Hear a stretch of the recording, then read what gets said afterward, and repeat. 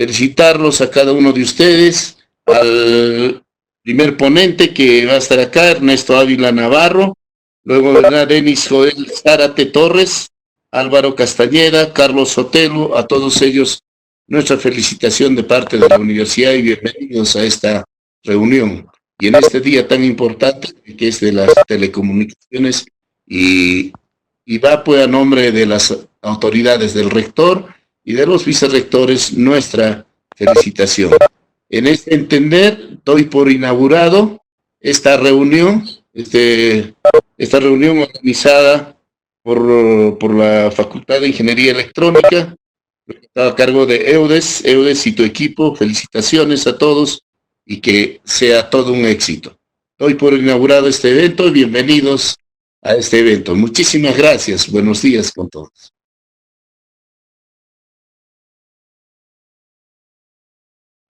Y la idea es mostrar algunas de las nuevas tendencias que hay actualmente en la fabricación de circuitos, especialmente en este rango de microondas con impresoras 3D. El índice que he preparado para la presentación es el que se muestra en la pantalla, donde primero veremos algunos tipos de impresoras 3D, sus ventajas, sus utilidades, etcétera. Veremos cómo aplicar estas impresoras 3D a la fabricación de circuitos impresos y algunos ejemplos, algunos casos de éxito que hemos desarrollado en la Universidad Miguel Hernández de Elche, en España, respecto a circuitos de RF y microondas implementados con impresores de bajo costo. Y unas conclusiones. Todos conocemos las impresoras 3D, sabemos que tienen muchas ventajas y son más utilizadas. Y en particular lo que las hace más interesantes es, primero, que la fabricación es muy sencilla, puesto que simplemente necesitamos tener un programa para hacer el desarrollo del producto, imprimirlo. El prototipado, es decir, la fabricación de estos dispositivos es muy barata y sencilla. Y gracias a este éxito que han tenido, pues están apareciendo muchísimos materiales que tienen distintas propiedades como dureza, rigidez, elasticidad, que hacen que cada vez tengamos más posibilidades a la hora de fabricar dispositivos con impresoras 3D. Actualmente existen hasta 11 tipos distintos de impresoras. Aquí he puesto los 4 más conocidos y en especial el que más conocemos todos, imagino que será el último, el modelado por deposición fundida, ya que es el tipo de impresora que está actualmente más extendido. Aquí os he preparado algunas imágenes que he sacado esta mañana de tipo de impresora que podemos encontrar en el mercado y en particular en la última fila tenemos las impresoras de material fundido, que son las más habituales y las que habitualmente podemos tener todos en nuestro centro universitario o incluso en algunos de nuestros. En cuanto a las aplicaciones de las impresoras 3D, pues son muchas. Y que hacer llaveros y juguetes, que pues por todos empezamos por esta, como podéis ver aquí. Algunas otras un poco más de diseño industrial, como puede ser estas que os muestro, ya sea, por ejemplo, en el realizar chasis particularizados para clientes, en la moda, donde, a ver, perdonad que es que tengo aquí.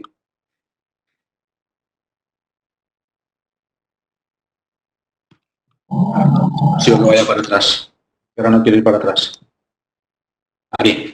En la moda, como decía, es otra de las aplicaciones que está actualmente muy en moda, con la redundancia, e incluso en la cocina, donde están apareciendo distintas impresoras que permiten utilizar materiales comestibles pues, para hacer postres o comidas un poco más estrafalarias. Una de las aplicaciones que he estado buscando estos días para preparar esta charla, que más me ha llamado la atención, es la fabricación de viviendas, donde encontramos ya numerosas empresas que ofrecen los servicios de fabricación de vivienda con técnicas aditivas, es decir, con impresoras 3D, y que en función de lo grande que queramos que sea, donde pues multitud de makers pues, han ayudado, digamos, al sistema para proveer a los pacientes, a los médicos y pacientes de gafas y mascarillas de protección, respiradores, etcétera. Con lo cual, estamos viendo que cada vez más son más útiles y más utilizadas estas impresoras 3D. En el ámbito de las telecomunicaciones, que es el que nos ocupa hoy, también se está empezando a utilizar estas técnicas activas en la fabricación. Es cierto que actualmente, sobre todo, se utilizan para la fabricación de carcasas, aunque también es cierto que hay proyectos mucho más ambiciosos que incluso están pensando en la fabricación en el espacio de complementos o añadidos a los satélites de comunicación. La aplicación directa que uno primero pensaría de las impresoras 3D en el campo de las telecomunicaciones sería la fabricación de circuitos impresos, pero realmente hay dos inconvenientes que hacen imposible de momento este uso. El primero de ellos es que no podemos hacer soldaduras, puesto que la mayoría de los materiales que podemos utilizar no soportan altas temperaturas, y además no disponemos de materiales que tengan conductividad alta, es decir, no podemos sustituir el cobre con materiales que conduzcan igual de bien electricidad. Aunque bien es cierto que en un rango particular de aplicaciones de las telecomunicaciones, que son las frecuencias de microondas, es decir, frecuencias por encima de 1 GHz, aquí sí se pueden realizar circuitos sin componentes, es decir, sin soldaduras, con lo cual las impresoras 3D sí serían totalmente válidas. Algunos ejemplos que he encontrado en la web de esta utilidad de impresoras 3D en telecomunicaciones es, por ejemplo, en antenas, donde lo que se hace habitualmente es realizar la carcasa de la antena con el tamaño adecuado y el material. Los dispositivos son como si fuera, yo siempre pongo el símil de fontanería, puesto que son una especie de tubos metálicos con una dimensión adecuada para que se propague la señal a partir de una cierta frecuencia. El principal problema de estos tubos es que es muy complicado de fabricar y además son muy pesados. Y esto hace que sea el principal problema, por ejemplo, los satélites, donde casi el 50% del peso de un satélite de comunicaciones viene determinado por el uso de estas guías de onda. Pues bien, con las impresoras 3D podemos fabricar de forma sencilla cualquier estructura de este tipo y después, como tiene que ser metálica, se someten a un proceso de metalizado químico. Y de esta manera se consigue que en universidades y centros de estudios se puedan utilizar también estos dispositivos. Y utilizamos un material PLA plástico para poder desarrollar los sustratos o los materiales, que es muy barato, es decir, básicamente cuesta alrededor de $15 un kilo de material, no bobina. Bien, pues lo primero que hacemos es ver las posibilidades que tenemos con esta impresora y en particular podemos definir distintas capas, un grosor específico en cada capa que damos al material y además podemos incluir una variable que es muy interesante, que es dentro del sustrato. De manera que, si os fijáis en la parte de abajo, tenemos el mismo sustrato, el mismo material PLA, pero con distintas densidades de relleno. Desde el 100%, que hay a la izquierda, hasta el 30% que tenemos en el trocito, digamos, de material de la derecha. Bien, una vez que ya tenemos las características de nuestra impresora, el siguiente paso es ver cómo fabricamos o cómo incluimos aquí las partes metálicas que necesitamos para definir los circuitos. En este caso, lo que hacemos es, primero, desarrollamos el sustrato, es decir, el material con la impresora. En este esquema que he puesto aquí en la transparencia sería el material azul. Y pegamos a ambos lados una lámina de cobre de 35 micras, ¿vale? Que es similar a lo que tenemos en los sustratos. Para ello, lo que hacemos, primero, como decía, desarrollamos el sustrato. Siguiente, hacemos un proceso de metalizado que consiste directamente en pegar 2 láminas de cobre. Hacemos un proceso de fresado, es decir, de marcar el circuito que queremos realizar. Y por último, eliminamos el cobre que sobra y nos quedamos con el circuito. En este caso, es un circuito que contiene una línea de transmisión, cable, y un resonador lambda cuartos que utilizamos para obtener las características del material que hemos fabricado. Bien, pues una vez que ya tenemos el procedimiento de fabricación testado y que nos ofrece buenas características para nuestros circuitos, el siguiente paso sería caracterizar o ver qué características eléctricas proporcionan los materiales que podemos utilizar con nuestra impresora. Y en este sentido lo que hemos hecho es utilizar distintos tipos de materiales, tanto materiales tipo PLA como ABS, que son los 2 materiales que pueden utilizarse en este tipo de impresora de bajo coste, y además lo hemos evaluado con distintos patrones de relleno y densidades de relleno. Y para cada uno de ellos pues tenemos una tabla bastante grande con las propiedades que cada uno de estos elementos nos ofrece a la hora de realizar los circuitos de microondas. Como curiosidad, pues indicar que las propiedades de estos materiales no son muy distintas a las que tiene el propio FR4, que era el sustrato más utilizado, el habitual en los circuitos impresos, y las pérdidas tampoco son demasiado más grandes, con lo cual podemos utilizar estos sustratos en casi todas las aplicaciones en las cuales se ha podido utilizar el sustrato FR4. Bien, una vez caracterizado nuestro material, una vez establecido nuestra metodología de fabricación, lo que hacemos es probar pues, si ciertamente podemos desarrollar en estos sistemas circuitos de microondas. Y entonces voy a poner Simplemente, a modo de ejemplo, pues algunos de los circuitos que hemos desarrollado en nuestro grupo de investigación. Aquí, por ejemplo, tenemos un circuito que es un filtro paso bajo, es decir, que permite pasar bajas frecuencias por debajo de 2 GHz y que se ha realizado con una tecnología que se llama de salto de impedancias. Entonces, se puede comprobar aquí cómo tenemos en la parte superior izquierda, tenemos el circuito al 100%, es decir, con una densidad del 100% con este tipo de filtro. Esto sería similar a lo que podríamos hacer con un sustrato estándar. Y en el resto de figuras hemos incluido algunas de las propiedades que nos permiten las impresoras 3D y que no podemos utilizar en otros formatos de sustrato. Como por ejemplo, en la parte superior derecha, tener distintas densidades de sustrato, distintas densidades de material en función de la zona para mejorar las características del circuito.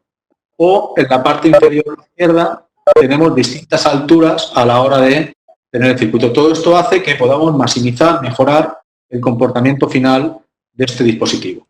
Esto sería con una estructura que se llama microstrip, en la cual es la habitual con sustratos estándar, pero las impresoras 3D también permiten utilizar otro tipo de estructuras que no se pueden usar con sustratos estándar, como por ejemplo la estructura stripline. Esta estructura lo que hace es tener en la parte superior e inferior tenemos plano de masa metálico y en la parte del medio tenemos el circuito donde se imprime la parte metálica de lo que queramos que funcione. En este caso también se ha desarrollado un filtro de salto de impedancias.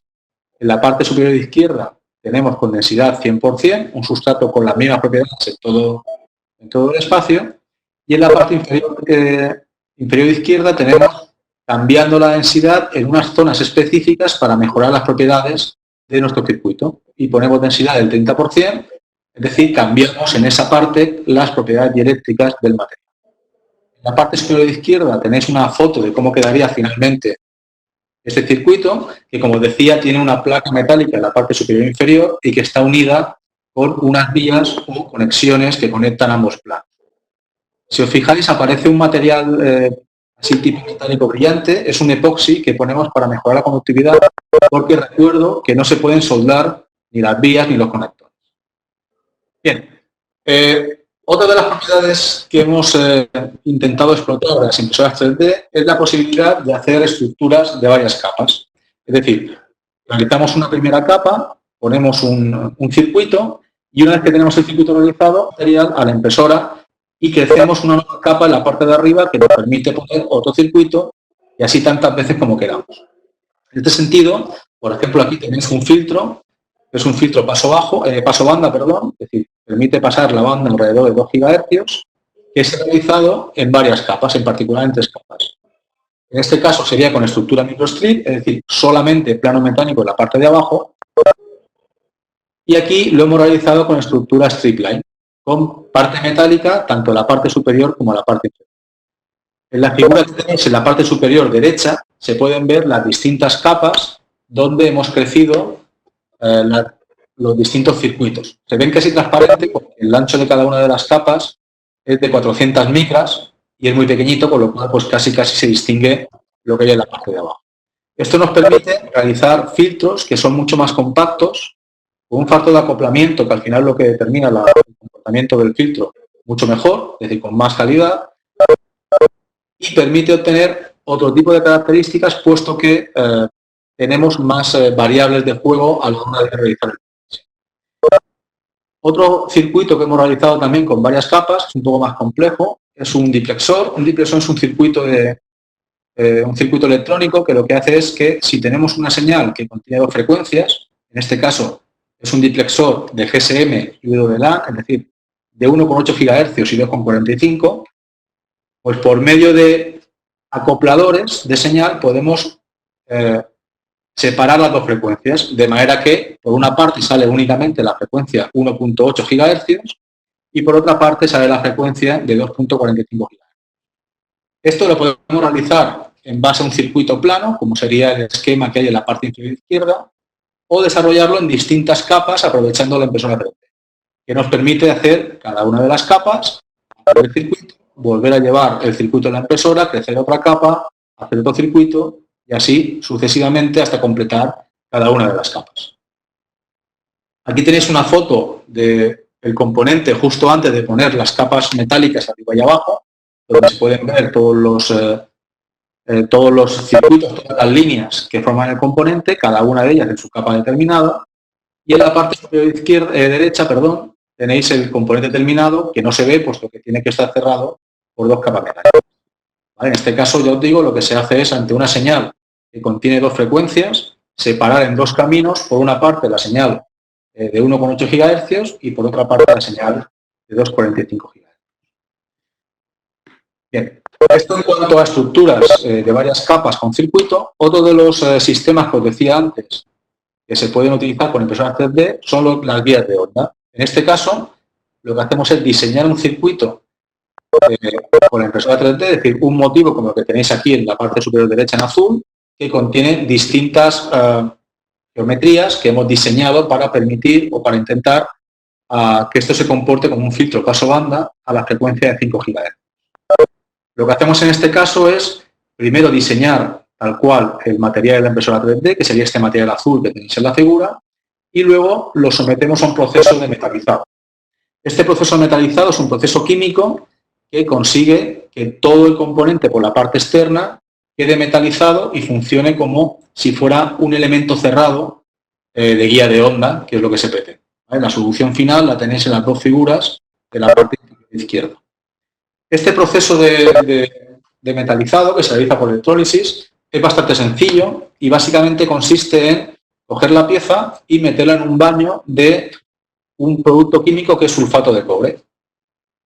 Cogemos dos pinzas y aplicamos corriente en los dos extremos de la pieza, pequeños y se va depositando poco a poco el cobre que contiene este sulfato de cobre, se va depositando en la pieza gracias a la corriente eléctrica que estamos incluyendo.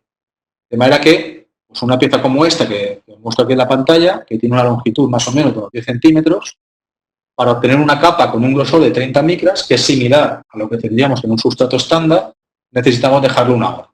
Es bastante sencillo y se puede realizar de forma muy fácil. En la transparencia, pues este circuito es de los primeros que realizamos con nuestro proceso de electrólisis, con lo cual pues la capa metálica no ha quedado demasiado bien, pero si os fijáis, aquí pongo un último ejemplo, que es el último circuito que hemos realizado, que nos pilló justo antes de que se cerrara la universidad debido al COVID-19, en el cual pues ya habíamos mejorado bastante nuestra técnica a la hora de hacer el metalizado de la pieza y se puede ver cómo tenemos una pieza con muy buenas características metálicas. Bien, estos son los ejemplos que os he puesto para que veáis pues el uso de estas impresoras 3D de bajo coste para el desarrollo de circuitos. Y ya por último, pues una especie de resumen o conclusiones, donde, bueno, pues como se ha visto, el uso de impresoras 3D está revolucionando el prototipado y la fabricación de todo tipo de dispositivos. Esto está haciendo que cada vez tengamos más materiales con muchas propiedades distintas, algunas de ellas son válidas para nuestros circuitos electrónicos, y el objetivo sería que en breve podamos disponer de materiales que sean buenos conductores para poder directamente imprimir materiales que eliminen el cobre y además que sea posible usarlos a altas temperaturas para poder incluir componentes y poder hacer soldaduras. Ciertamente no creo que estemos muy lejos de tener estos materiales. En el ámbito de los circuitos de comunicaciones, hay un interés internacional en investigación para poder usar la tecnología aditiva y mejorar las prestaciones de los sustratos comerciales, de forma que podemos incluir el sustrato dentro del diseño y podemos diseñar el sustrato en función de los requerimientos que tengamos. Podemos fabricar estructuras no posibles hasta ahora con los sustratos comerciales. Abaratamos y además disminuimos el peso de dispositivos de guía onda y antenas, que es muy útil para su uso en satélite de comunicaciones, y además podemos metalizarlo de forma sencilla por esta electrolisis comentada anteriormente. En definitiva, y como resumen final, pues indicar que en los próximos años estoy seguro que veremos un importante uso y revolución de las impresoras 3D en las tecnologías de telecomunicaciones. Y esto es todo. Simplemente quería agradecer a Héctor García, que es el profesor que me ha pasado todas las gráficas y demás, y que todo esto es parte de su tesis doctoral, pues por habernos cedido las imágenes. Y nada, pues simplemente agradeceros la atención y agradeceros de nuevo el haberme invitado a este acto.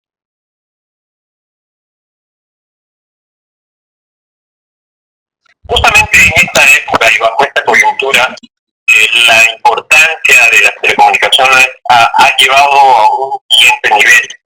Es decir, inclusive pensamos que no solo necesitamos la comunicación para conectar personas, sino hoy es importante para poder activar la economía de los países.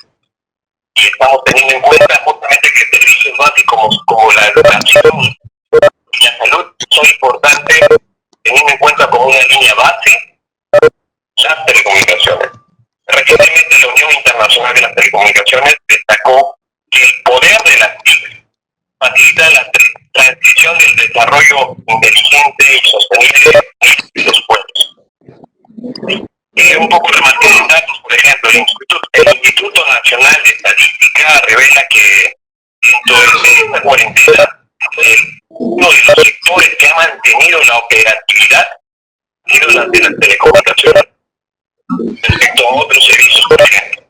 Entonces, entendamos aquí de que esta línea inicial del sector de las telecomunicaciones va a ser muy importante y va a ser vital para el desarrollo de Internet de las cosas en el ámbito de la salud. Teniendo en cuenta eso,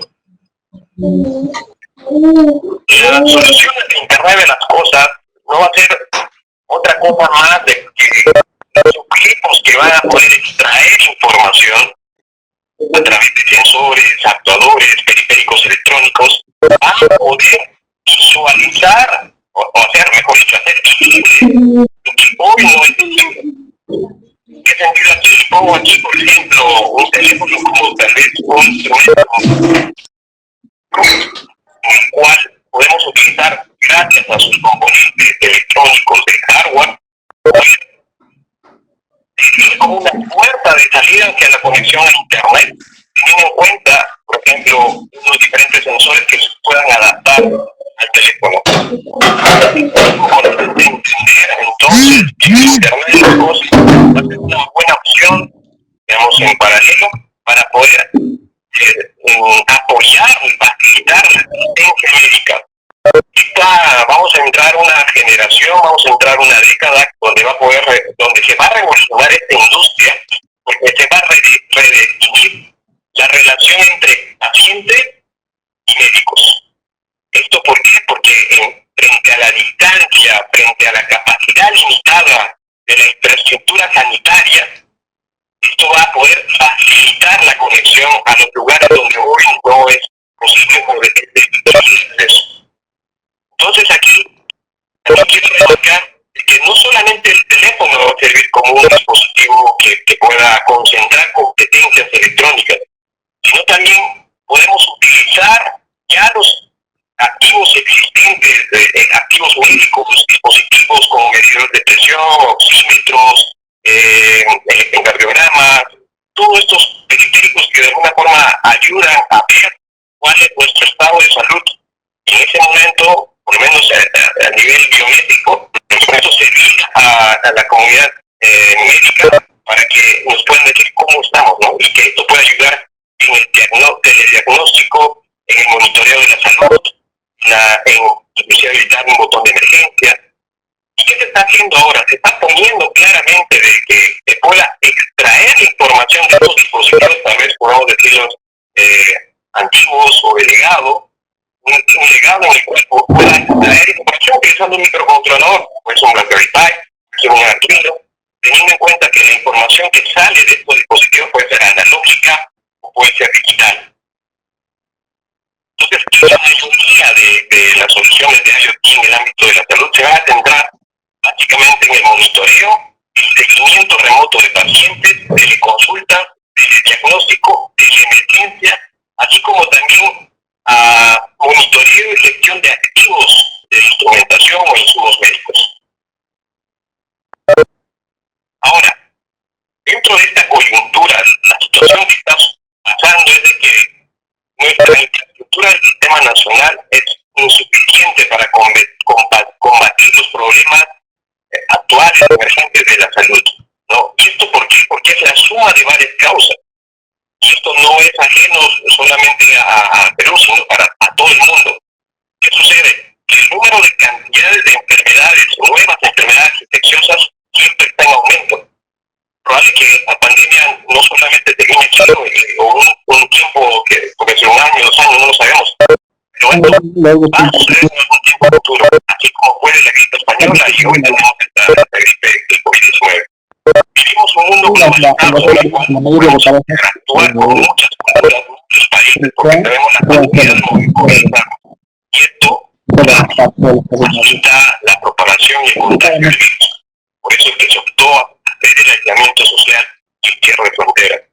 Y como última causa es de que el 70% de los países del mundo no están preparados. Están preparados para poder responder ante una amenaza de salud pública como el que estamos viendo. Y miren aquí, esta fotografía. Tal vez para algunos sea familiar, sobre todo en el ámbito de asistencia médica. Sucede que, pues, a lo largo de estos años, no ha cambiado mucho la forma o la metodología de asistencia médica. Si nosotros queremos ir al hospital o queremos ir a la clínica, sucede que tenemos que hacer cola, tener un turno, para cualquier situación, para hacer un chequeo, para hacer un diagnóstico, para hacer alguna consulta médica. Esto no es ajeno solamente al Perú. Y esto sucede en muchos otros países. ¿Y qué sucede cuando existe un colapso de esto? ¿No? En el colapso de infraestructura sanitaria existiría el caos. Ahora bien, ya si concentrarnos en la asistencia médica, hay unas características que se pueden evidenciar. ¿Qué significa esto? Que la asistencia médica hoy por hoy es intermitente y episódico. ¿Y a qué me refiero con intermitente y episódico? Es que cada vez que nosotros vamos al hospital, cada vez que nosotros vamos a la clínica, pues nos toma una muestra, nos hace un chequeo, miren nuestra temperatura, miren el ritmo cardíaco, pero son elementos, o mejor dicho, son datos que son visibles para nuestro historial clínico. Sin embargo, con la tecnología podríamos facilitar la evaluación y el monitoreo del comportamiento de nuestros signos vitales para que esto pueda prevenir, pueda inclusive ver en un comportamiento anómalo de forma preventiva y actuar frente a ello. Entonces, aquí es donde el ámbito de Internet de las cosas resulta muy importante. Sin embargo, hay que tener algo muy en cuenta. Toda esta cantidad de información que se puede generar a través de los periféricos electrónicos, los sensores, tendremos que ver un gobierno de la información, una arquitectura de datos clínicos que sea robusta y que pueda de alguna forma facilitar la gestión de los datos de la salud en este caso para tomar decisiones. Acá como si llegase un diluvio de datos sería muy complicado extraer el valor si no tenemos competencias de hacer el procesamiento, por ejemplo, de los datos. Es aquí donde entra, por ejemplo, el Big Data, que tiene procesamiento, que está conectado, puede de alguna forma ayudar a rutinas médicas, teniendo, por ejemplo, aquí de forma fácil, poder conectarlo a través de un puerto de comunicaciones para poder, por ejemplo, medir la temperatura. Y tal vez haciendo un poco más con equipos sofisticados, tener un dispositivo que pueda interactuar con otros sensores, por ejemplo, ya sea una cámara de video para poder ver nuestros sonidos, para ver el ritmo cardíaco o ver cómo se encuentra nuestra garganta. Y esto a través de una aplicación móvil, pues podemos consultar a nuestro médico de cabecera y ver el diagnóstico y cómo estamos en nuestra vida cotidiana. Algo que quiero tal vez en este punto hacer una diferencia entre dispositivos, sea por ejemplo el smartphone como el smartwatch, es de que el smartphone, por ejemplo, es un dispositivo on demand, es decir, nosotros como personas utilizamos al dispositivo según el tipo de servicio que queremos consumir, sea video, sea audio, sea queremos tomar fotos, es simple on demand, ¿no? Nosotros tenemos que hacer la acción de pedir el servicio. El dispositivo de un smartwatch, un reloj inteligente, ayuda de forma efectiva el monitoreo constante. Y no necesariamente a pedido on demand como sucede con el teléfono. Es por ahí donde en este contexto y esta coyuntura se está evidenciando algo que es una herramienta poderosa. Entonces, frente a ello, vamos a tener un mar de información. Información de historial clínico, información de los dispositivos que genera, en este caso dispositivos IoT, informaciones claramente de pruebas, ya sea pruebas de DNA, información clínica en general. Contra toda esa información tiene que haber una gobernanza de datos, tiene que haber una arquitectura de datos que pueda llegar a la competencia, para la toma de datos. Frente a ello, Internet de las cosas, varios ámbitos que se van a trabajar.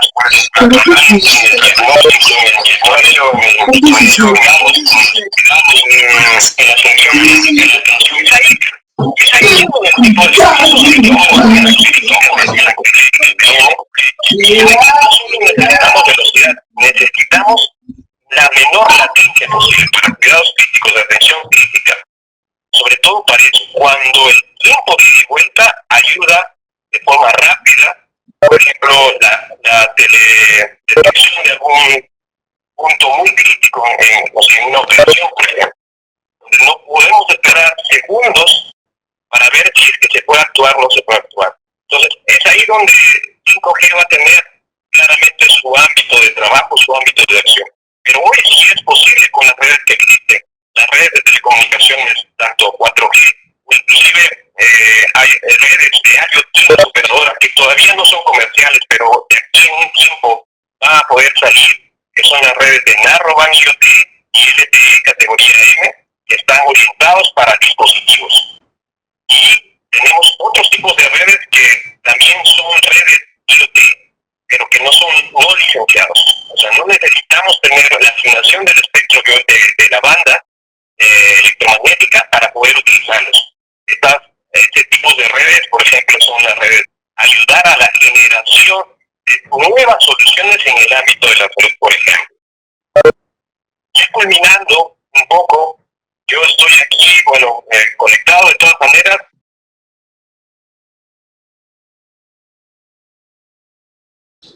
Efectivamente, yo voy a referirme en este tiempo a comentarles acerca de los desafíos de la ciberseguridad justamente en estos tiempos del COVID-19.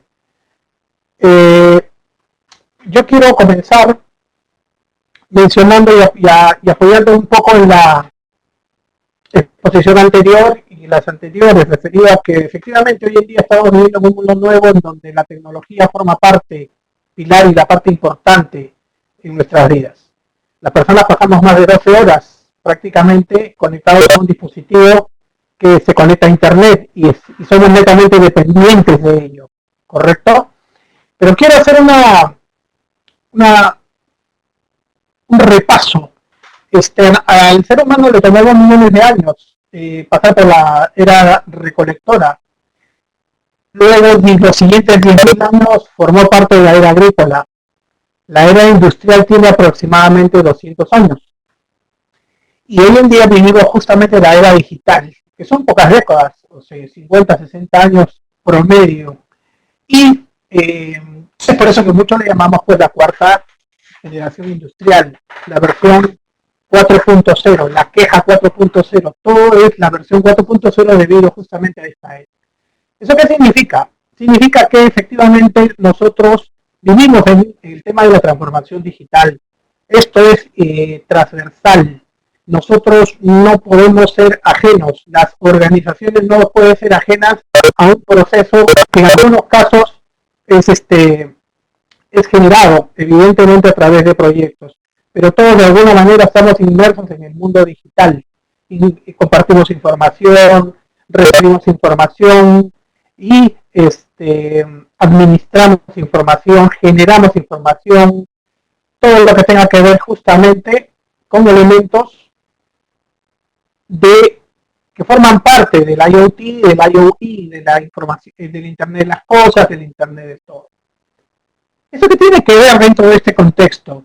es que la transformación digital justamente es ese cambio que nosotros percibimos y es asociado exactamente a la aplicación de la tecnología digital en todos los aspectos de la vida humana, de la sociedad humana. ¿De acuerdo? Entonces, todas las empresas, inclusive de cualquier tamaño, usan la información. Y esta información ya forma parte, se traslada, se almacena, se transmite, se procesa mediante dispositivos tecnológicos. Entonces, ¿qué está ocurriendo? Que esto trae como consecuencia lo que nosotros conocemos como la disrupción digital. No sé si lo han comentado, ¿no? En donde muchas de las empresas pues están cambiando su forma de ver las cosas, utilizan la tecnología de una manera exitosa, la implementan en el menor tiempo posible. Tenemos caso de Uber, que es un proveedor de viajes que no tiene carros. Airbnb es un proveedor de alojamiento, pero no tiene propiedades, no tiene hoteles. Netflix igual, no tiene locales. Y Amazon no tiene tiendas físicas. Sin embargo, todos ellos son exitosos. ¿Por qué? Porque han evidentemente incorporado el uso de la tecnología de una manera muy eficiente. ¿Qué tiene que ver esto con el tema de ciberseguridad? Ahí viene el tema. Lo que ocurre es que la seguridad de la información per se como tal habla de la protección de los datos en cualquier lado, en cualquier situación, puede ser física, etcétera. Es un ámbito muy grande. Pero cuando ya hablamos de dispositivos interconectados, estamos hablando de ciberseguridad. Muchas personas le tienen miedo a la definición ciberseguridad, ¿no? Muchos simplemente le dan el nombre de seguridad de la información. Pero en realidad el tema de la ciberseguridad busca exactamente proteger la información digital en todos los sistemas interconectados. Y obviamente la ciberseguridad está comprendida dentro de la seguridad de la información. ¿De acuerdo? Lo que comentaba en la ponencia anterior, efectivamente, ¿no? Todos estos dispositivos están trasladando información médica, por ejemplo. Esa información médica necesita protección, por supuesto, pero necesita protección en cualquier estado, porque esa información se traslada, se almacena, está en reposo, se mueve, se transforma y no tiene que desclasificarse. Los especialistas, nosotros, los que trabajamos en el entorno de ciberseguridad, es lo que buscamos. La protección de esa información en la interconexión de los sistemas, evidentemente, para prevenir diferentes tipos de ataques. ¿De acuerdo? Todas las infraestructuras TI son propensas a ataques, a que los riesgos se materialicen. Y eso es lo que los ciberdelincuentes hoy en día están buscando. Yo he puesto un nombre que me pareció bastante interesante, COVID-19, la tormenta casi perfecta en el ciberespacio. ¿Y por qué le pongo la tormenta casi perfecta en el ciberespacio? Porque definitivamente fue un evento, esta pandemia, esta cuarentena, catastrófico a nivel mundial, muy complicado a nivel mundial. Hasta las empresas más organizadas en temas de continuidad de negocios se vieron golpeadas. Me refiero obviamente a que una organización podría continuar su negocio probablemente 40 kilómetros más lejos de su oficina principal en el supuesto de que hubiera habido un incidente, pero esto no fue así, esto fue mundial. Por lo tanto, la línea de operaciones se trasladó a estructuras poco organizadas en muchos casos. Es decir, la gente tenía que seguir vendiendo, tenía que seguir trabajando, la gente tenía que seguir procesando. Sin embargo, no estaban preparados para eso. Es lo que ocurrió, lo que todos sabemos. Se trasladaron, se improvisaron ambientes de teletrabajo. Las grandes empresas que estaban preparadas probablemente la tenían mapeada en un tema de teletrabajo, pero sin embargo no tenían la capacidad de enviar a la mayoría de sus colaboradores o empleados a sus casas. Las infraestructuras de telecomunicaciones no estaban preparadas. Las infraestructuras de colaboración tampoco. Y somos conscientes que se liberaron licencias gratuitas en muchas marcas de conferencias. Los primeros días del Internet se vio bastante afectado. En este proceso vamos a hacer la relación con la tormenta casi perfecta, muchas embarcaciones se cayeron y hubo gente que definitivamente no soportó, embarcaciones que no soportaron este embate, embarcaciones que sí soportaron la tormenta, otras que replantearon y cambiaron su rumbo, en fin, hubieron embarcaciones que lanzaron salvavidas a los demás, etcétera. Por lo tanto, creo que cae la definición de la tormenta casi perfecta, porque efectivamente eso fue lo que ocurrió. El incremento de la cibercriminalidad justamente atacó este evento, porque los cibercriminales aprovechan estos escenarios mundiales, locales, regionales, para atacar y generar efectivamente vacíos de seguridad. El tema más importante es la desinformación. Ojo, la desinformación puso a prueba la resiliencia de los actores públicos y privados. Todos somos conscientes que en este proceso muchísimas empresas, muchísimas personas, nosotros mismos recibíamos información de un canal de comunicación, de un medio de comunicación, y probablemente por otro medio contradecía la información.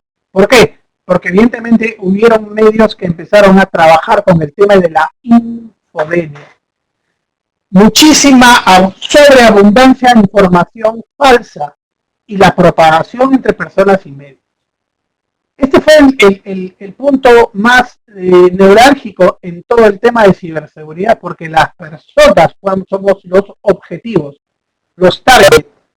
En vez de atacar unas infraestructuras, se atacan a las personas, y las propias personas, con su poco conocimiento o poca inducción, empezaron a replicar y a informar sobre temas no validados. Por lo tanto, eso es lo que dañó mucho, ojo, mucho a la sociedad humana. La desinformación evidentemente se explota mediante la ingeniería social, que es prácticamente buscar la vulnerabilidad en el ser humano, usar al ser humano de tal manera de que el atacante provoque acciones, digamos, no muy pensadas de parte del objetivo, de tal manera que esta persona ha recibido una manipulación y lo que hace es simplemente hacer lo que el ciberdelincuente dice, ¿no? Este tema de ingeniería social es como que yo le diga, oye, existe un parche para las personas, ¿no? Porque yo puedo tener un hueco de seguridad en un servidor, bueno, le instalo un parche de actualización. A las personas no se les puede instalar un parche de actualización, pero sí se les puede educar, se les puede concientizar. Y hoy en día todas las personas necesitan recibir un nivel de concientización para estar al tanto de los riesgos, las amenazas potenciales. Se detectaron campañas de desinformación coincidentes en el COVID-19, es decir, campañas de desinformación cuando salió el COVID y aumentaron. Y atacaron a entidades gubernamentales, entidades internacionales, como ustedes ya saben, ¿no? La Organización Mundial de la Salud fue un blanco impresionante. Hubieron propaganda, la gente empezó a aprovechar y empezó a lanzar productos de medicina tradicional, por ejemplo, ¿no? Diciendo de que curaban pues a los que estaban enfermos del SARS, del COVID, y eso era falso. Hubieron manifestaciones violentas contra las redes 5G, ojo, o sea, en Europa hubieron atentados contra torres, ¿de acuerdo? Y obviamente pusieron en duda muchísimas de las recomendaciones que eran reales de la Organización Mundial de la Salud. Entonces hubo una desinformación total, gracias a la infodemia. Cuando hablo de grandes plataformas, estamos hablando pues de Google, Microsoft, ¿no? Amazon, IBM, AT&T, y otras organizaciones a nivel mundial que son carriers, que manejan los accesos a Internet a nivel intercontinental y manejan mucha información. Ellos siempre son atacados por la gobernanza que tienen del Internet y las redes sociales. Sin embargo, ellos se dieron cuenta que podían ser entes reguladores. Es decir, ellos se dieron cuenta en algún momento que el mundo estaba siendo blanco de desinformación, envío masivo de correos electrónicos falsos, envío masivo de campañas de phishing, y las grandes plataformas tomaron acción. Pese a recibir en algunos casos críticas por una posición dominante, como lo estoy poniendo aquí, ellos supieron digamos, sumarse a la campaña y evitar y detectar venta ilegal de productos sanitarios falsos, correos electrónicos falsos, campañas de phishing falsas. Ojo, existen leyes internacionales que prohíben el uso, la intervención, la interceptación. Sin embargo, obviamente, en este caso hubo excepciones cuidándose de discriminación y todo lo demás, y estas y estas grandes empresas, tomaron acción interesante. No estábamos preparados para un aumento de tráfico en Internet. El problema fue que nos dimos cuenta que efectivamente habían ciudades que eran las más impactadas, sin embargo no tenían cobertura digital idónea. Entonces, las grandes empresas intervinieron en este caso, y ustedes recuerden que hubieron muchas organizaciones como YouTube, Netflix, que a nivel gubernamental se les ordenó que el streaming, la capacidad de streaming disminuyera, o sea, no podías pasar películas en HD, por ejemplo. ¿Por qué? Porque el tráfico de Internet se veía saturado y teníamos que darle prioridad. Entonces sí hubieron acciones, ¿no? Hubo problemas al comienzo. Yo recuerdo cuando recién salió la pandemia y empezamos a utilizar los servicios de teleconferencias, hubieron problemas por la falta de esta regulación. 3 días aproximadamente duró el reacomodo hasta que ya todas las conferencias empezaron a funcionar sin ningún inconveniente. Imagínense, la información de WhatsApp se duplicó en el horario laboral. Obviamente todo el mundo estaba en casa y luego se quintuplicó.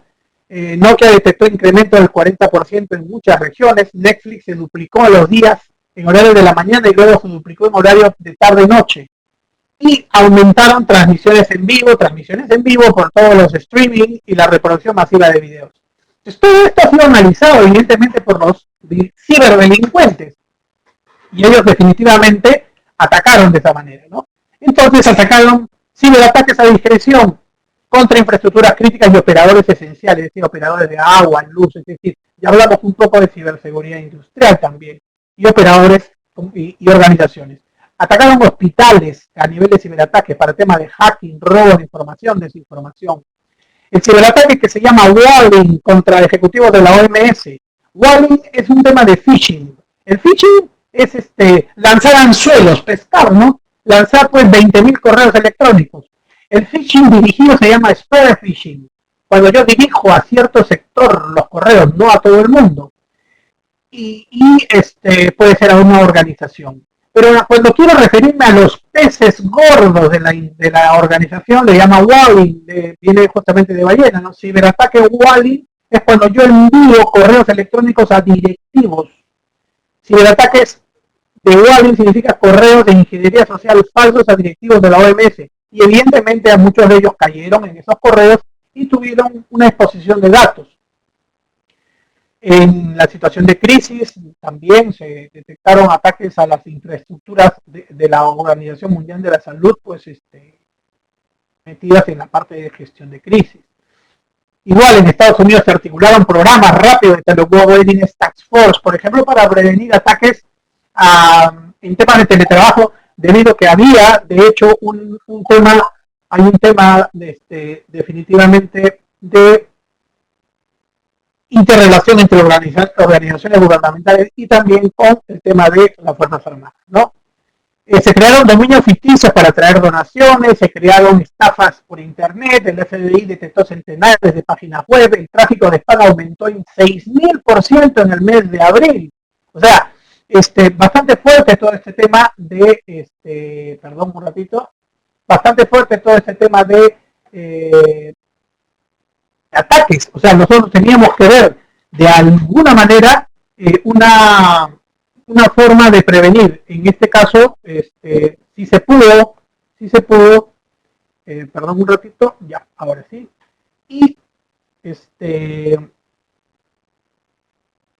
la cibercriminalidad definitivamente estuvimos pues viendo en todo el tema de aumentar la capacidad. Es decir, las grandes organizaciones reconocieron, mira, la cantidad de filtrado de datos, ¿no? 18 millones de correos maliciosos, 240 millones de spam, increíble. Sin embargo, también la cibercriminalidad, como sabe que hay motores de inteligencia artificial que están operando, obviamente, no porque no hay una persona que revise esto, ellos mejoraban su capacidad de sofisticación para superar esas medidas de seguridad, ¿no? Entonces, así como se crean soluciones espectaculares, los hackers también crean soluciones para vulnerar esos elementos de seguridad. Nos tiene que quedar claro ese tema.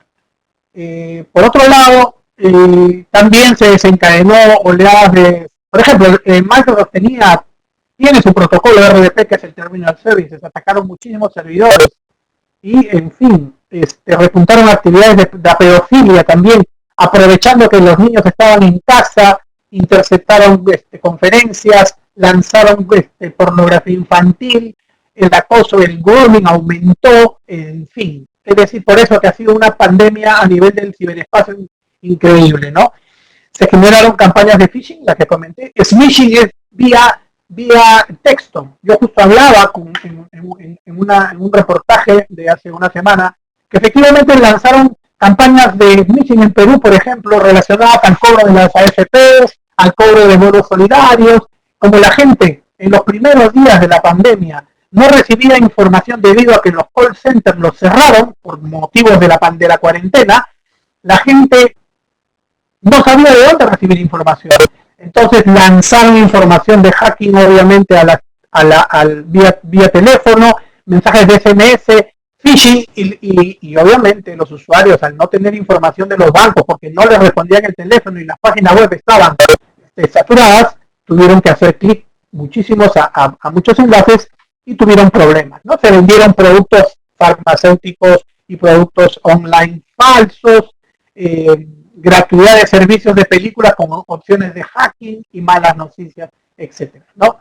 Entonces, el tema importante de los niños, yo lo menciono siempre, hay ciberacoso, siempre hay ciberacoso, sex grooming, los mayores, la gente mayor buscando a niños, el happy slapping, por ejemplo, pasar videos cacheteando el compañero al otro compañero haciendo un ciberbullying terrible, phishing en los niños también. Se suplantaban identidades en el tema del, por ejemplo, del e-learning. Los niños son niños y si no llevan su permisión pueden hacer clic en otro enlace que se les está enviando y son sujetos, pues, evidentemente, a ataques de esa naturaleza, ¿no? Se detectaron muchísimos problemas de vicio y vicio en adultos. Ojo, el estar en casa, a muchísima gente, el ocio, y esto es parte de la lectura, el ocio tuvo problemas. ¿Por qué? Mucha gente no sabía qué hacer y empezaba a conectarse, pues, indistintamente a páginas, a sitios, y eso causó en muchos casos dependencia a nivel de juegos, etcétera. ¿Ok? Entonces, los retos de cyber están referidos al teletrabajo. No estábamos preparados, ahora ya estamos camino a eso. Capacitación remota, clases virtuales, teleconferencias y el ocio masivo trajeron como consecuencia un replanteamiento de muchísimas de las actividades de ciberseguridad. Esta parte de aquí es simplemente cómo las empresas deberían de adaptar, cambiar sus políticas relacionadas a acceso remoto y colaboración, manejando un poquito el tema de monitoreo, definitivamente de monitoreo y gestión de identidades, igual capacitación e inducción, y gestionar el tema de conexiones externas. Esa es la única forma en la que nosotros podemos, llegar a reducir la superficie de ataque. La superficie de ataque, por si acaso, es la suma de todas las vulnerabilidades de una infraestructura tecnológica, ¿no? Y eso es lo que uno tiene que medir y revisar. Ya con esto de la transformación digital es muy importante contar con un plan de recuperación cibernética, es decir, hay planes dentro del proceso en donde nosotros tenemos que, así como recuperar información, tenemos que tener un plan en el caso de que efectivamente haya diferentes tipos de contingencias y problemas de ciberseguridad, manejo de la información digital para la recuperación y para la puesta en marcha, lo que le llamamos nosotros el failback, ¿no? O sea, cuando falla todo esto, la gente está, ahorita en este momento la gente está en teletrabajo, está trabajando desde su casa, todo. Cuando esto se normalice, ¿cómo regresamos todo a su estado original, no? Es un tema de recuperación.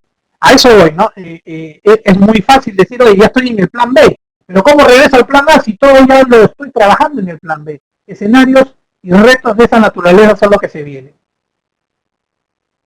Importantísimo ya para ir terminando. Así como ustedes se lavan las manos después de cada contacto físico para evitar propagación del COVID y usar solución de limpieza, alcohol, gel, nuestros equipos y los hábitos, nosotros tenemos que incorporar hábitos de higiene digital.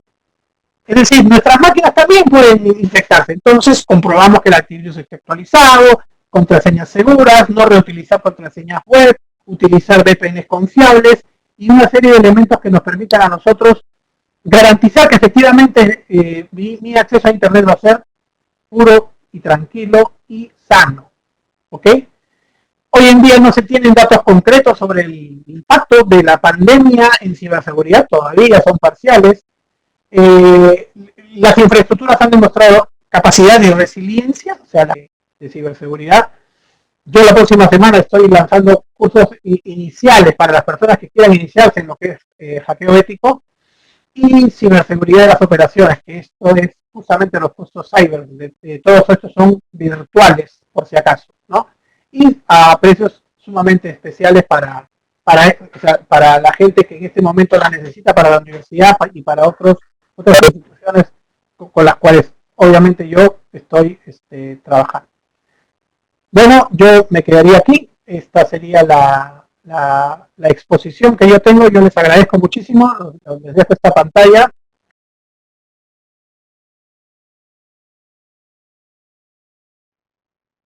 En este evento tan importante por el Día de las Telecomunicaciones. Agradecer pues a los organizadores de la Universidad del Altiplano y estamos empezando esta conferencia sobre la red del Estado peruano RedNace como una respuesta al COVID-19 y a la reactivación económica del país. Realmente nadie duda que las telecomunicaciones actúan como un eje transversal para el desarrollo de la sociedad. Y tal es su importancia que hoy día no estaríamos realizando esta videoconferencia a través de las redes de telecomunicaciones, no estaríamos trabajando desde nuestras casas y sin telecomunicaciones toda la actividad del país se hubiera paralizado.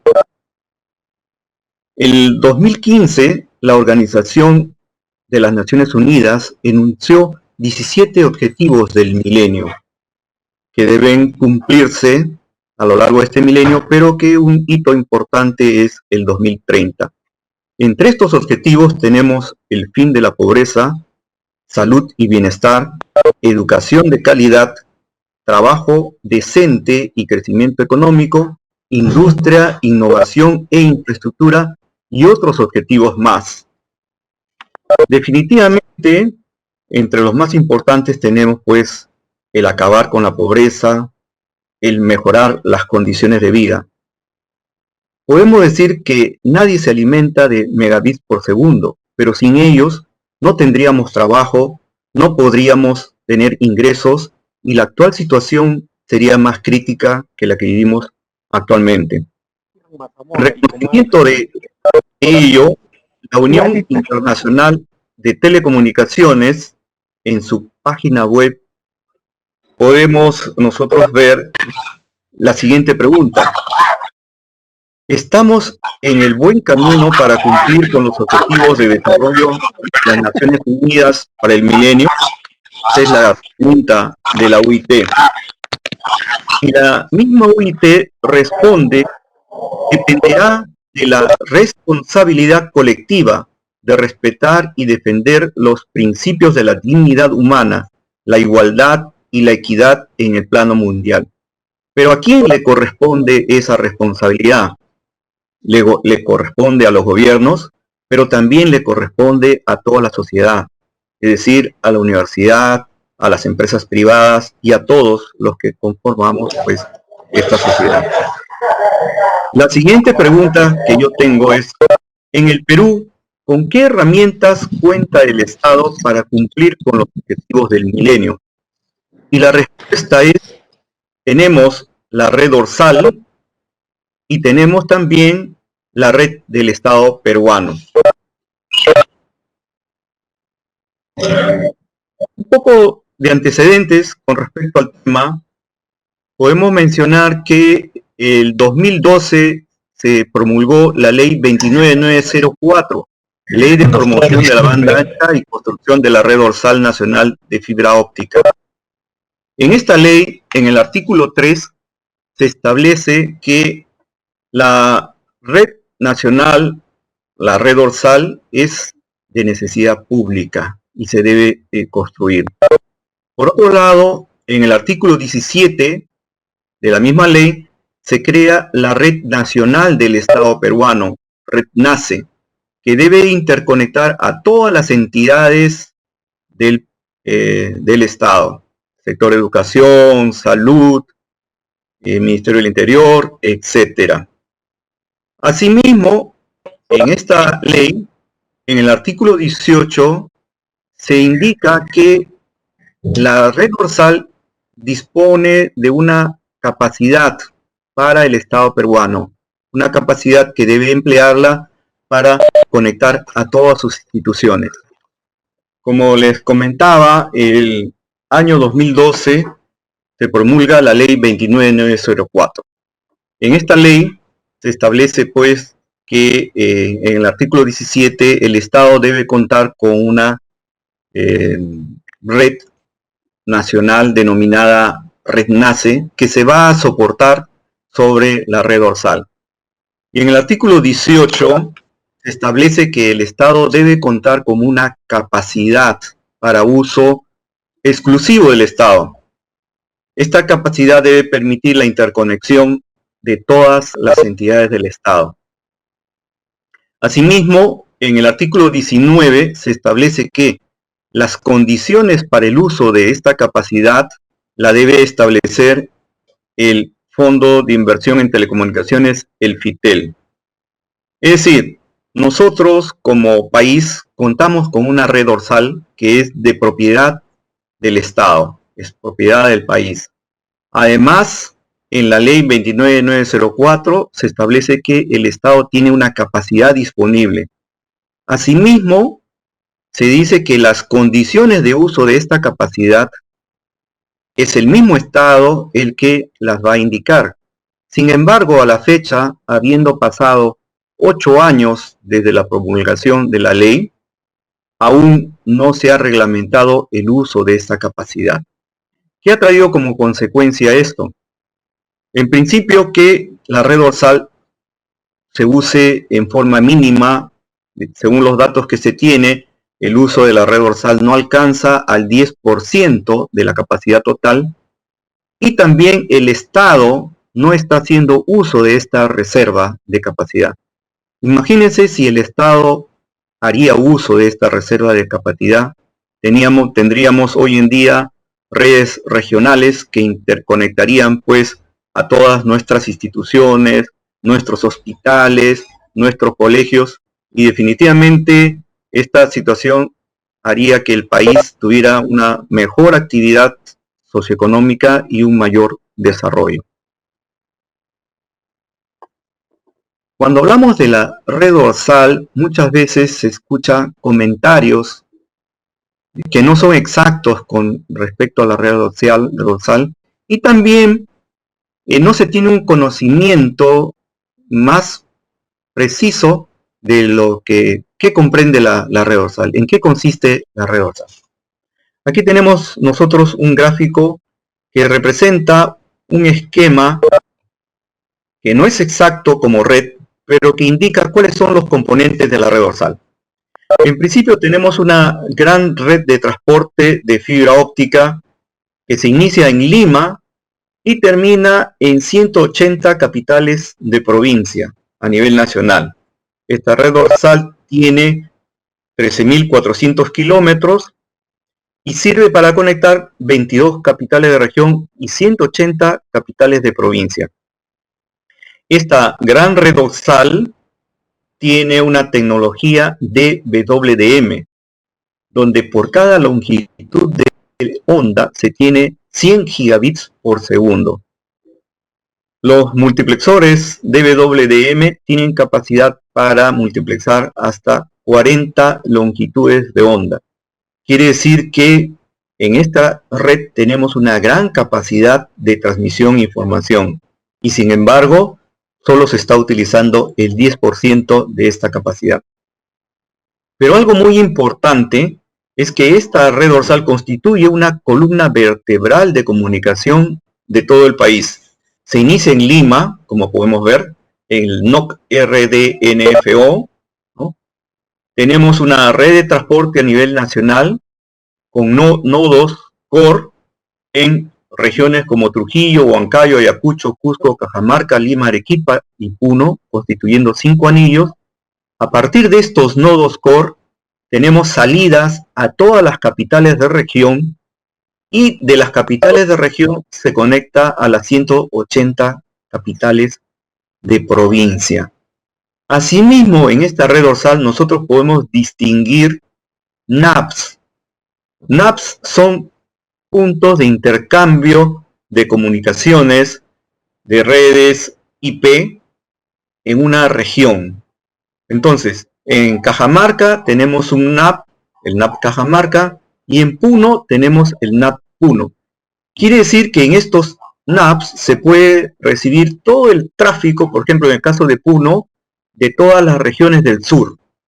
En el NAP Cajamarca tenemos todo el tráfico de las regiones del norte, y en el NAP Lima todo el tráfico de la región de Lima o la zona centro. En estos NAPs, de acuerdo al contrato con la empresa Azteca, se reserva un espacio, un ambiente para que pueda alojarse servidores de contenido del Estado peruano.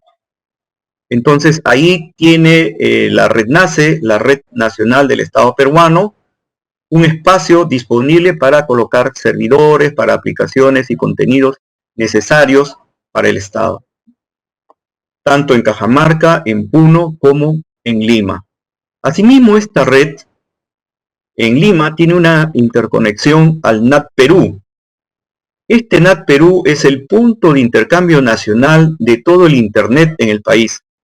Vale decir que todos los ministerios y todas las instituciones actualmente del Estado están conectados a este NAT Perú. Y también tenemos una salida internacional en Lurín. Imagínense la gran red que nosotros tenemos y sin embargo no se está utilizando. ¿Qué es lo que permitiría esta red? Esta gran red, si lo vemos desde el lado del Estado, todos los ministerios ya están conectados al NAT Perú. El NAT Perú está conectado al nodo principal de la red dorsal y a través de la red dorsal estamos llegando a las 180 capitales de provincia, ¿sí? Si lo vemos a nivel región, todas las regiones ya están interconectadas a nivel de provincia y podríamos tener grandes redes regionales también. Y asimismo, todo el conjunto de la red dorsal está interconectado a un punto de interconexión internacional en Lurín. Si analizamos la red a nivel de capas de telecomunicaciones, tenemos en primer lugar la capa de conexión internacional, donde está el Internet Gateway de la salida internacional. Tenemos toda la comunicación de Internet y los NAPs que ya hemos mencionado. Luego tenemos la capa Core, que es la capa núcleo de la red, conformada por 5 anillos redundantes. Y finalmente tenemos la capa Metro, la Metro Ethernet, que se encarga de la distribución y conexión. Asimismo, a lo largo de toda la red dorsal, tenemos 129 nodos de conexión que están disponibles para que a través de ellos se puedan realizar proyectos de desarrollo social en zonas de interés público. Por otro lado, esta gran red está preparada para tener conexiones internacionales con Ecuador, Brasil, Bolivia y Chile. Como habíamos mencionado, la ley 29904 en su artículo 17 indica de que la red dorsal va a soportar a la red del Estado peruano, Red NACE.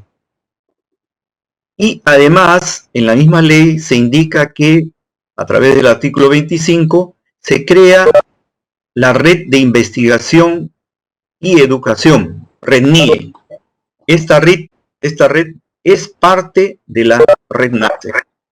Si nosotros vemos un esquema, como el que está presentando en la diapositiva con respecto a la red NACE, podemos observar que la red NACE como conectividad está prácticamente lista.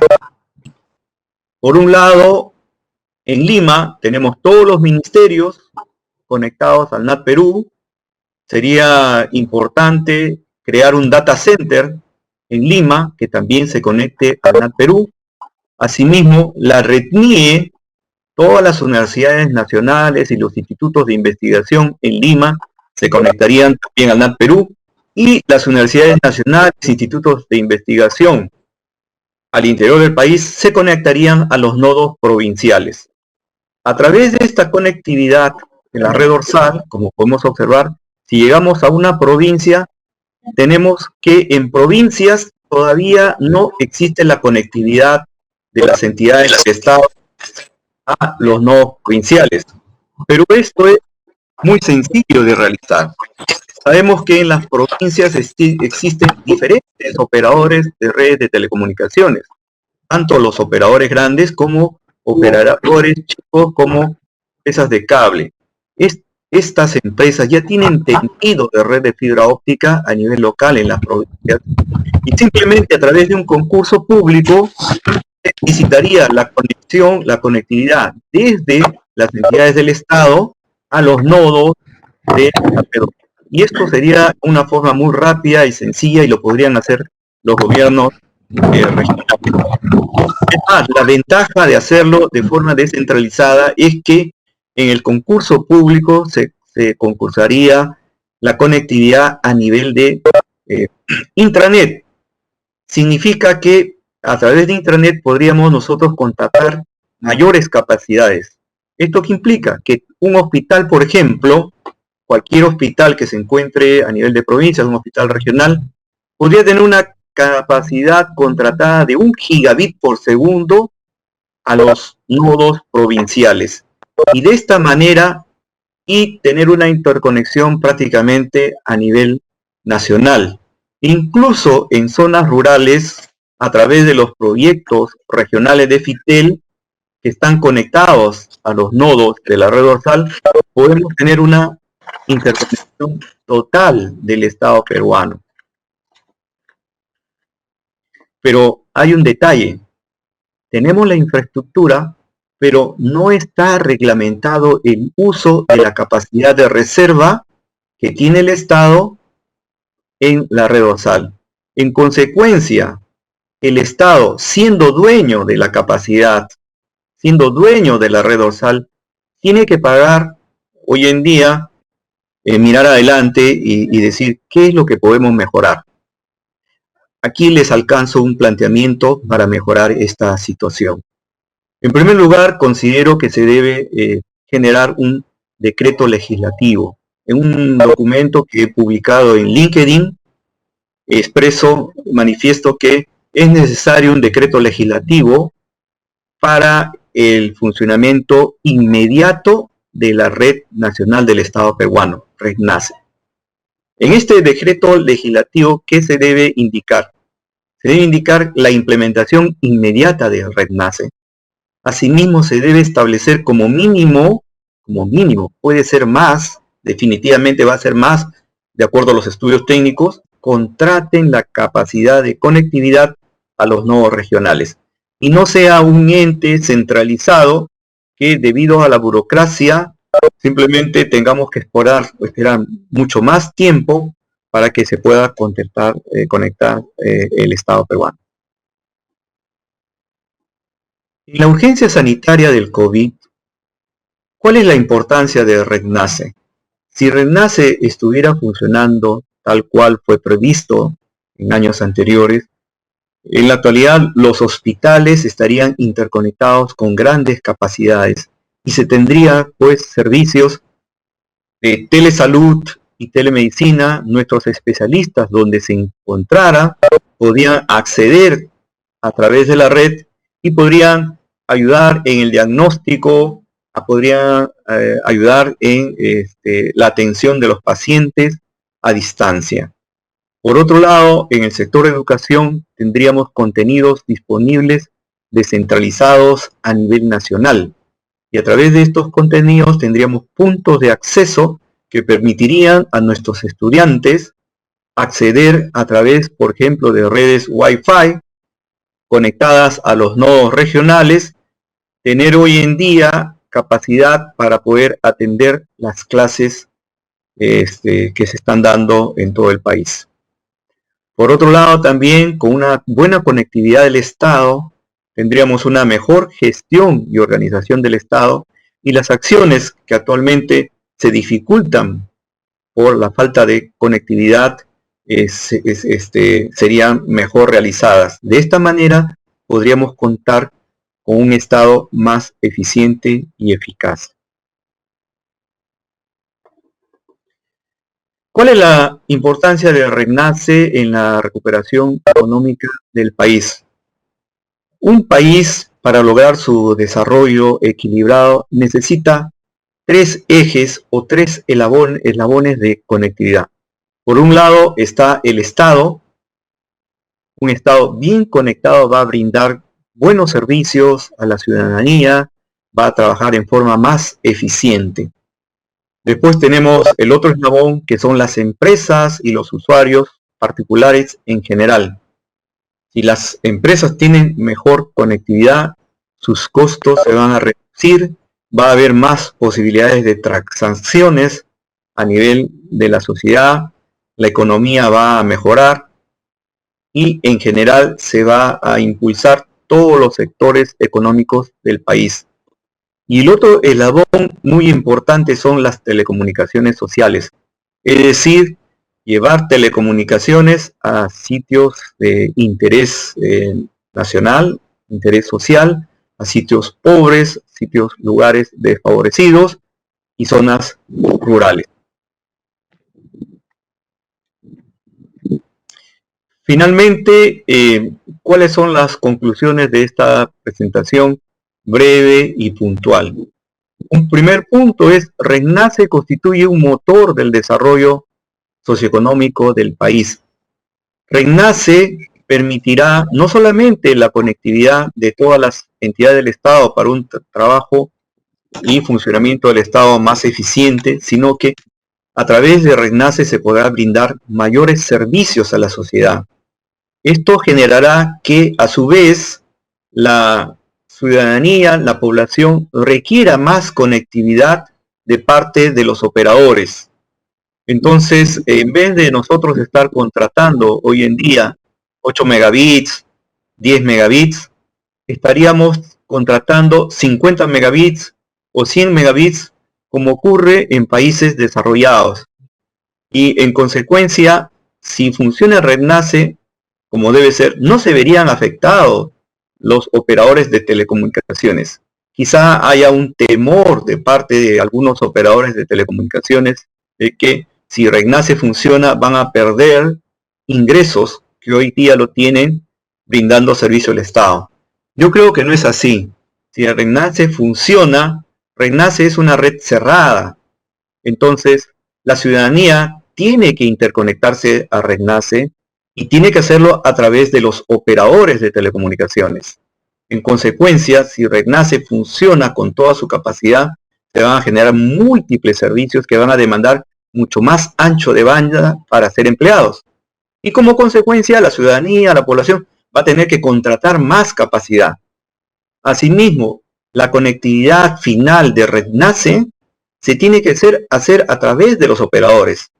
Entonces, en vez de tener una conectividad hoy en día de 5 megabits, 4 megabits, 10 megabits, etcétera, tendríamos conectividad de 100 megabits, 50 megabits. ¿Y eso a través de dónde se haría? A través de la red, de los operadores, ¿no? En consecuencia, ya no tendríamos colegios que, según los proyectos regionales de FITEL, se van a conectar a 2 megabits por segundo, a 4 megabits por segundo. Eso es increíble. No podemos estar hoy en día en una sociedad de la información y el conocimiento conectándonos a esta capacidad. Si cambiamos el esquema, estos colegios podrían estarse conectando a 50 megabits, a 100 megabits por segundo, como corresponde y como es una realidad en países desarrollados. Con RENACE tendremos un antes y un después. Antes de RENACE es la situación que todos vivimos y la conocemos, no hay necesidad de comentarlo. Pero después de RENACE vamos a tener un país totalmente transformado, un país totalmente diferente, un país con las herramientas suficientes para que cada uno de nosotros pueda generar su propio desarrollo. Finalmente, también necesitamos realizar una sensibilización. ¿A quiénes? A los estamentos del Estado, a las autoridades, al gobierno regional, a las instituciones y a la sociedad en su conjunto. Yo considero que RENACE y la red dorsal son los elementos más importantes de las telecomunicaciones en el Perú. Hoy día, que se celebra la fecha de las telecomunicaciones, se conmemora pues el Día de las Telecomunicaciones en el país.